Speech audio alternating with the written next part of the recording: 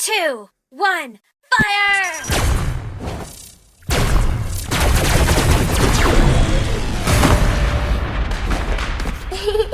To me, fun is all that matters.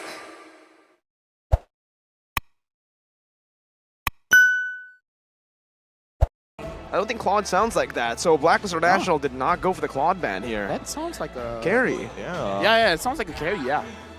All right, so get rid of the carry. I mean, it makes sense, right? I mean, carry is the obvious counter pick to basically all tanks in this game, and you've got two of the beefiest ones right in the first two picks for Blacklist International. We come back over to Todak's side, and it's going to be the Beatrix ban this time. We are seeing some form of adjustments in the second phase. Do they want to pull off the Natan again? There's no dive technically from Blacklist International right now, and for Todak, look, they have two physical damage dealers. They're setting up for something magic, I believe. Lunox? Ooh, Lunox jungle. That is very interesting, man. Lunox jungle. I like how you say Lunox jungle instantly when it comes to Todak.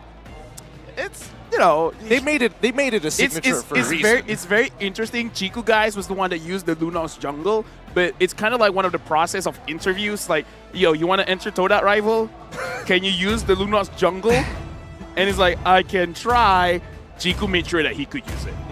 Got the job. Got the job for sure. Lapu, no Claude ban, so the Claude might just come through here. But if they do go for the Claude, Todak are going to be severely dependent on physical damage right now. Yeah, I agree with you here. I think even for Blacklist International, they actually respect the fact that anti-CC is going to be a little bit of an issue, so getting rid of the Lapu is always going to be great. We know that Valentina is susceptible to CC, but if you're still the real-world manipulation, that opens up a couple of options. But let's not forget, the Minoan Fury can also be stolen at the same time. They want to go for Joy right now, is my question, right? Good dive up against Blacklist International, good mobility to try to face off against the Minotaur as well, and has a bit of anti-CC within her kit. And deny.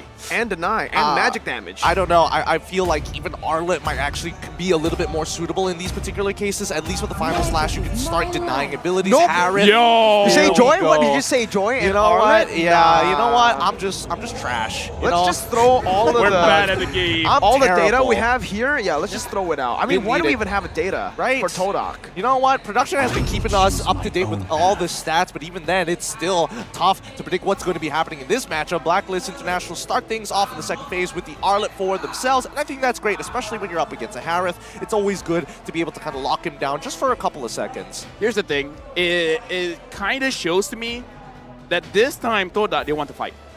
Looking at the draft right now, they're like, yeah, just now we gave you guys a lot of room. This time, not going to happen. Oh, and even Blacklist want to fight too, locking in the Brody into this matchup. I'm liking it. This is going to be a high body count game. Oh, Todak can just go for something like a Terizla now in the XP lane, put the Martis in the jungle, and the Terizla is going to have a lot to say. Anti-CC, once again, in the penalty zone, is a very good counter onto the Brody early to mid when he doesn't have enough attack speed to get those basic attacks off because it cancels it all the time. Yep. Or the Lunox jungle. I like how we default to Lunox jungle Because we're talking about if we're talking about anti-CC, we have to talk about iframes, right? They basically come hand in hand to each other, and there's not a lot of heroes that do that. Oh, Yu Zong. Okay, you know what? I You guess guys are bad about the game. We're terrible. We're terrible. None of our predictions correct here. None of our calls. To be fair, can people really blame us? Is it really our fault? It's I Todak's mean, fault, I think, more than us, right? I don't know. LaFell was able to call it in game number 2 how this game would eventually end, so... But he's Malaysian. No, I'm calling for this game. What It's is going to that be a supposed brawl. to be, man? I'm calling this game a brawl, man. Calling it a brawl? Once Chiku has 2 items on the Harith, it's all looking for blood. All right, Clippers, hold him accountable for it. Let's find out. Is he going to be 2 for 2 here? He's 1-0 currently, and I'm expecting everybody to show up in the mid lane and start battling it out. The crowd's ready. You can see them, man. They are ready for this third game of the series. We expected anticlimactic after game number 1, after the stomp of game number 2. But Todak somehow, someway, were able to shift the tides. And now we're here, ladies and gentlemen. Game number 3 for the first seed in Group D. This is going to be the last match here of the group stage before we move into the knockouts. Blacklist on the blue side with Todak on the red side. Don't go in, Yums. Just relax. Like it's the Yums. Yums! He's giving tips. Oh, forcing a retry early on. Yums dealing pretty good damage, but this is the problem, I believe. Up against a Fredrin. Oh, nope. Yums, this time he's actually baited out the retry, so he can continue to do what he wanted to do in game number 1. Right now, honestly, I kind of feel like all he's trying to achieve is slow everyone down. But while we're having this time, we're seeing Yums take a beating, being a bit masochistic here. I'm actually looking at Moon for him to kind of like set the tempo for the team, because there's a lot of great ults that he can take. And if he takes a good one and actually has a good start to the fight, then it's going to be very good for Todak. I totally agree with you here, but also notice that Yums decided to go for Concussive Blast as well as taking the Flicker rather than going for the Sprint. So it's not like he can get out of these really, really tight situations and buy like a whole bunch of time. He's just waiting for these critical moments. 3-man though, up top already. Chikugai is going to be pressured here, forced to recall pretty early on, and he will just respect that. He knows that he can't go for that gold minion anyways, unless he wants to get threatened here. But for the in-game emblems, anything in particular to note out? No, because I don't think that's the mage emblem for Chikugai, if I'm not mistaken. No. So, it's alright. Sorry, it's okay. It's alright for now. It's alright for now. But look at the bottom side, right? Just a lot of pressure towards Edward. Edward so far still doing quite okay. So for both teams, it looks like they're showing their face and then they're like, can we do this? No, we cannot. So at least for both teams, they're being respectful. Not a lot of crazy kills in the early stages of the fight. For now, Chikugai as well as Owl look like they're doing quite even, though I would say Chikugai is trading a little bit more HP. Now Black Dragon form from Momo looking for Wise. He found Wise in the bush right now. He does have the Petrify. Wise and be able to dash away. Minion Fury blocking 2 members up. Now another knockup, but Momo finds the Petrify now onto Wise. The Turtle's still up. Real World Manipulation dealing a whole lot of damage, but the sustain is actually there. And First Blood goes to Rival. He's looking for more. Decimation is on, but Wise is able to sustain back up with the Appraiser's Wrath. Young with the Flicker out with a racing attack. Fade away from Yue. Finds the double. Todak once again will lose in the early game with Wise having more pressure on the Turtle, but they know this information. No retribution on Wise. Can Moon look for the steal? He cannot. Wise gets it. Venus looking for the knockup. Moon knocked up, forced to flicker out. Honestly, super close coming in from Yums. He could have survived if he was able just to get his foot, just one more pixel to touch that brush and Barak his passive once again. I mean, the idea was definitely there, right? Momo wanted to jump its back, hopefully trying to slow down Yue and maybe put them low enough for Rival to kind of finish them off one by one. Another thing is, he almost hit level 4. If he hit that level 4, he would have survived. And now, Oh My Venus sees Yums as well as Moon. So far, this Minotaur is getting punished quite a lot, but so far it is going to be quite okay. Even the Power of Wildest committed, but look at this. Wise, Psycho, Fredrin locking him down. Minion and Fury to take him out. Real World Manipulation as well. Put all the ults and the kitchen sink down below. Solo kill from Owl. Torn apart memory.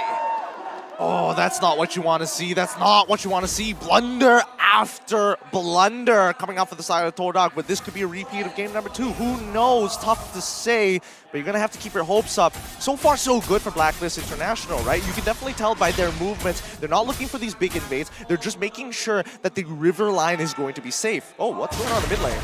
Moon is going on in the mid lane. He's getting completely ganked and shut down this game. 0, 2, and 1. Rival forced to just soak in all the mini waves in the mid lane, and Todak are just falling behind. Chikugai now with Zaman Force. It might be another solo kill as the Torn Apart Memory comes through. Oh my god! So much damage. Wise. He's looking for the Appraiser's Wrath stacks. Rival and Yums are there to back him up. Will give him enough space to clear out the mini waves, but so far, Blacklist 3,000 gold lead already. Okay, guys, you know, I said it's going to be a bloodbath. I say it's going to be a brawl. Not like this. You know, I thought it'd be a little bit more even for now. 6 kills to 1. Todak has not been doing quite good in this trade. And Yums, he's really just tanking everyone. He's trying to delay. I don't know what's going on here. I think he's trying to bait the abilities, and he did do that! Momo finds a Petrify, the Furious die, but Venus is still able to escape from Decimation. Now Moon stealing away the Mutant Fury. Momo, the Black Dragon form will fall! Yue picks up a double. The Appraiser's Wrath comes through. Blacklist have withstood the chaos, and they're able to punish. Beautifully played by Blacklist. They're making sure that their low members flicker out right at the very end while the rest of the members try and body block Rival from getting even remotely close. Keep in mind, the Decimation has a limited range. It's not very, very long. And more importantly, there is a slight channel time. So if timed right, he can technically, it's a bit of a gamble, right? Rival could technically follow them along that flicker, But if done early, you won't have the space and time. Todak's got to slow down a bit, get some farm, get equal levels, because even looking at levels here, Chiku guys about to hit level 7, but Owl is already level 7. Yums keeps on going on, and look, he's taking way too much damage, man. Forced to commit the flicker here early. Again, 5th minute in the game. But it does give some more space for Chiku, guys. He didn't know a lot of members were down there. Now they can actually slow the tempo down. But with a 5,000 gold lead, with a turret already taken on this Brody, remember, this is Owl on the Brody. He understands completely how to snowball in this game by getting these turrets, and Blacklist seem to understand that as well. They're already rotating him down below. If this turret falls, that's so much map pressure that Blacklist can use to actually even invade in the enemy jungle. Look, right now I'm looking level difference so much. Even Venus and Yums, there's a level difference here. So Todak again, they're going for my Venus. I don't think that's a very great idea, especially Chiku guys is actually being denied a lot of the minions, and now Moon has to flicker away, but Edward is there. Final slash. Moon again, 0, 3, and 1 now counting. Blacklist International have completely read out what Todak wants to go for. Even Momo here in the mid lane forced to again soak in those minions, and yes, Blacklist are playing the siege perfectly with the Brody, playing towards the Brody, giving him space, and now with this big snowball, I can only imagine what one torn apart memory can do to the rest of the team. Yeah, it's going to absolutely shred here, but Blacklist International at least have identified the movements coming in from Todak, because again, even if Chiku guys were to suppose go to that top side, they know for a fact that Momo is covering, and especially these big choke points, to feed that information. It is a good way to kind of cover for Chiku, but it's not the greatest for anybody walking back into the mid lane. That's why Momo was such a prime target. It's funnel. They're doing a funnel right now. Chiku is going to be on the purple buff, giving it very early in the 7th minute of the game, despite Rival already being behind. He's still trying to go for that. Now, what does this mean?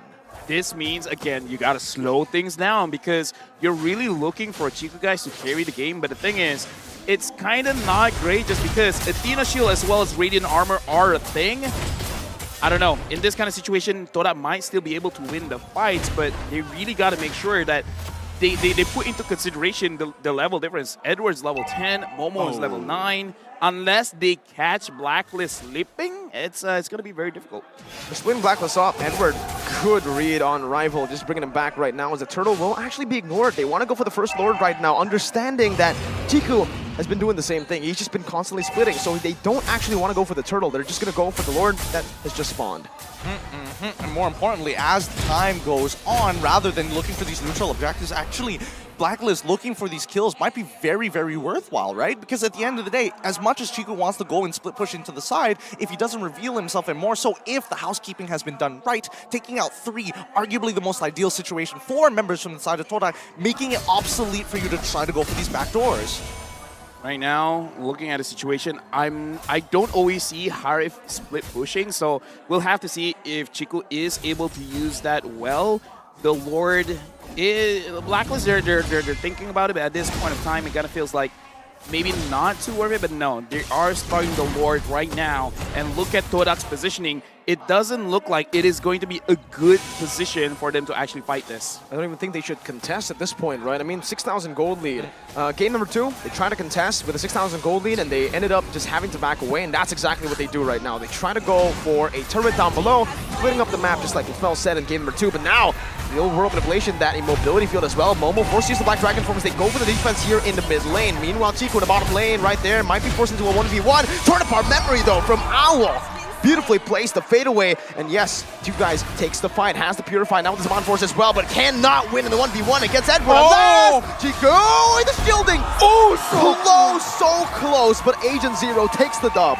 Oh my goodness, that was way too close for comfort. One single dodge made such a difference to not get the reset on the demon marks now. For the defense, it's going to be rather weak without Chiku. And more importantly, when it comes down to wave clear overall, even Moon is significantly behind. He's not strong enough to one-shot these waves by himself. I gotta say that's the level difference. Because again, 1 level difference. If they were equal levels, Chiku might have won that. I think it's also just the Purify. I really wonder why Chiku didn't utilize the Purify there in the skirmish to try to, cancel out some of these stuns coming in. I think it was already too late, right? He was already hit by the big ticket items. He was hit by the final slash. Wait, hold on. Rival brought back by the team by the final slash right there, but the real world manipulation does give Todak a lot more to say when it comes to these defenses high ground. So they're going to be able to defend for now. Only the two-phase turrets or two tier 2 turrets on the side getting picked off. Okay. Things have been going on pretty okay for now for Blacklist International. 9.2. They need to make sure that there's no holes in their attack. No opportunities for Todak to come back. Final slash again, bringing Rival back. That's a lot of resources committed with the Minion Fury as well. With the flicker inside, Chiku is holding on to that Pure Glow, and look at Wise! With the Abraser's Wrath is able to find a kill back, bursting Chiku, guys. Edward, final slash again. Moon brought back to the team. One more hit, UN finds it. Owl takes down the top side. 4 members down, make it 5. It's a wipeout from Blacklist International, and they do it quicker, faster, more efficiently this time. 11 minutes and 12 seconds. 11 minutes and 12 seconds is all they need. Congratulations to the agents. Blacklist International will be first seed coming out of their group, and unfortunately for Todak fans, they won't get knocked out, but taking the second seed means they're less likely to try and achieve top 4.